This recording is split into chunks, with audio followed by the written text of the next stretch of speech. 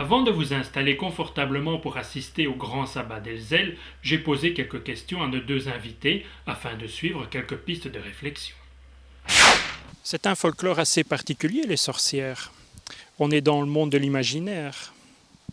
Dans le monde de l'imaginaire, toujours en gardant cette image du terroir, du pays des collines, je veux dire par là, ne pas tomber dans l'excès de l'Halloween, de l'horreur, du sang, de tout ce qui est glauque. Non, il faut rester en fait dans tout ce qui est conte et légende, et le mystère. À savoir tout simplement, quand les gens rentraient en soirée et qu'il n'y avait pas de lumière, eh s'imaginaient voir un tas de choses dans les bois, dans les taillis, et donc fabulaient et créaient des histoires par elles-mêmes. Et ça, ce sont les plus belles, ce sont les authentiques, ce sont les histoires du terroir. Bonjour Vincent. Bonjour. Vous êtes metteur en scène du sabbat des sorcières ? Ben oui, quelque part, j'assure la mise en scène donc, du spectacle nocturne qui se joue sur le Mareux à Churchill.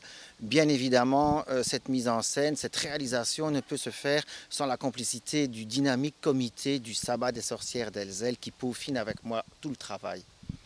Ce que le spectateur n'imagine peut-être pas, c'est que tout est écrit. Oui, disons que le sabbat d'Elzel, le spectacle en lui-même, est écrit, repose sur un canevas qui reprend les 12 tableaux du spectacle. Il y a dans ce canevas, je dirais, une partie quelque part immuable qui concerne l'arrivée des sorcières sur la butte, qui concerne le repas sabbatique, certaines danses ou encore la condamnation de notre pauvre Quintine. Et puis il y a le nœud qui, lui, reprend tous les textes qui, en quelque sorte, sont les méfaits, les anecdotes qu'elles viendront relater à Satan. Anecdotes qui sont en prise directe, je dirais, avec la vie locale, mais surtout nationale et même internationale, et que nous voulons de plus en plus accessible au public.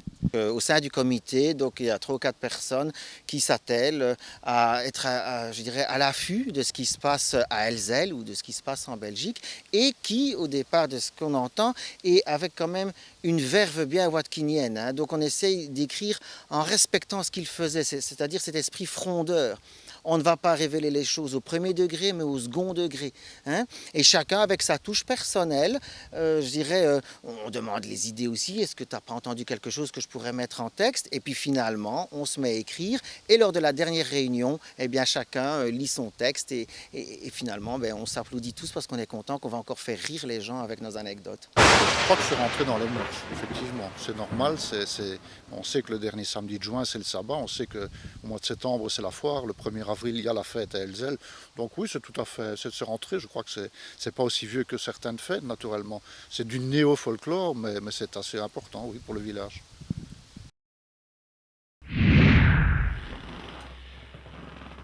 À présent que vous en savez davantage, accrochez-vous, car je vous invite au spectacle le plus couru de la région des collines. Bon sabbat.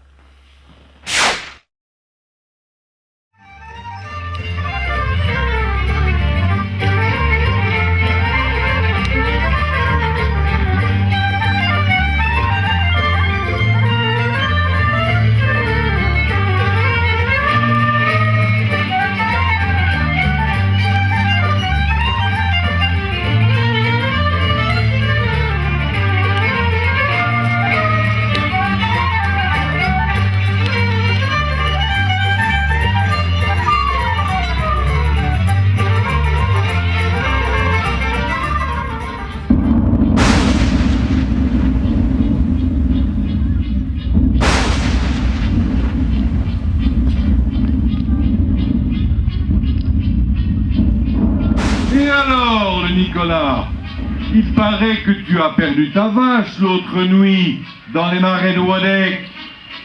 Eh oui, la seule bête que je possédais, elle nourrissait toute ma petite famille.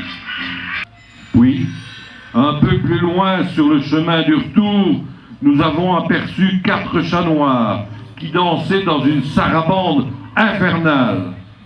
Des chats noirs? Oui, au miaulement long et plaintif. En m'approchant, j'ai réussi à frapper l'un d'eux avec ma crosse. Tous se sont alors enfuis dans les bosquets et nous sommes rentrés affolés chez nous. Mais le plus mystérieux, vois-tu, c'est que le lendemain, au lever du jour, la Catherine, notre voisine, passait devant notre masure et elle portait un bandeau sur la tête. Un bandeau sur la tête? Mais alors, la Catherine est une sorcière?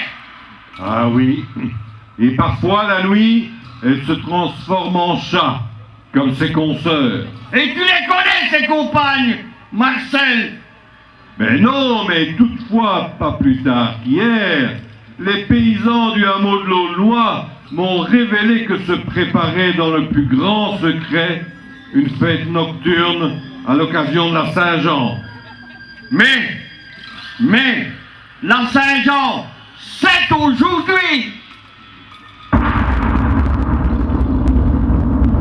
Et oui, mes amis, les croyances populaires ont fait du sabbat un rassemblement de sorcières chevauchant leurs balais pour aller festoyer ensemble et rendre compte de toutes leurs mauvaises actions devant le malin.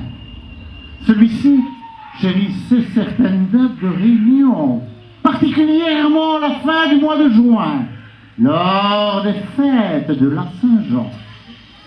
Le sabbat pouvait alors avoir lieu n'importe où et n'importe quand, à condition que le jour choisi ne soit pas un dimanche. Le diable fixait à chacun le lieu et la date, et c'est vers minuit que l'on se mettait en route, sur un balai ou sur le dos d'un animal que le diable avait pour mission de transporter dans les airs. Mais c'est curieux, mais il y a comme une odeur de soufre dans l'air. Mais dis-moi, le Nicolas, tu n'entends pas des voix dans le lointain? Oui, en effet, regarde, des lanternes! Assurément, de lanternes vacillent dans la nuit. Quintile et ses comparses ont répondu à l'invitation du maître. Elles arrivent lentement. Entre elles se faufile une silhouette, mi-homme, mi-bête, bondissant, menaçant. Il hurle d'impatience, enduite d'un long gant à base de graisse animale. Les sorcières éprouvent toujours cette sensation d'envol. Lutte rouge de colère.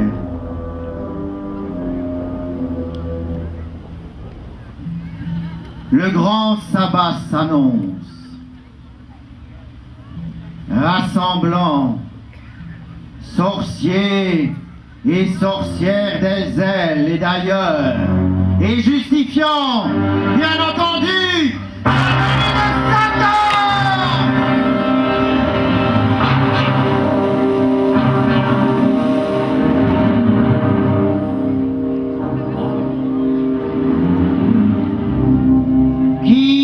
pas encore entendu parler du royaume des ténèbres, du péché, du mal et de Satan. Ce nom en arabe désigne le serpent, traduit en grec par diabolos, d'où découle le mot français diable.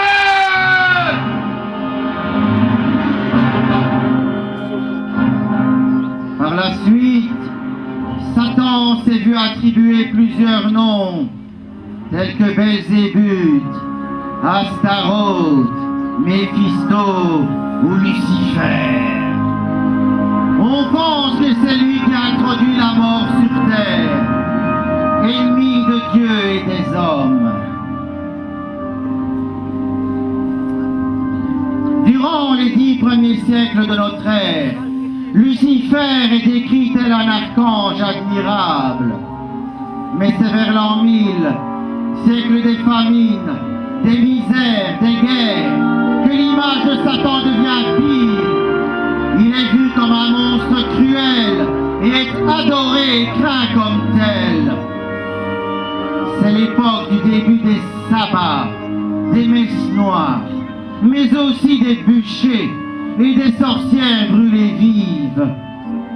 Mais c'est réellement à partir du XVe siècle que l'on en arrive au summum de cette tendance à l'horrible pour le prince des ténèbres. De nombreux procès ont lieu en notre région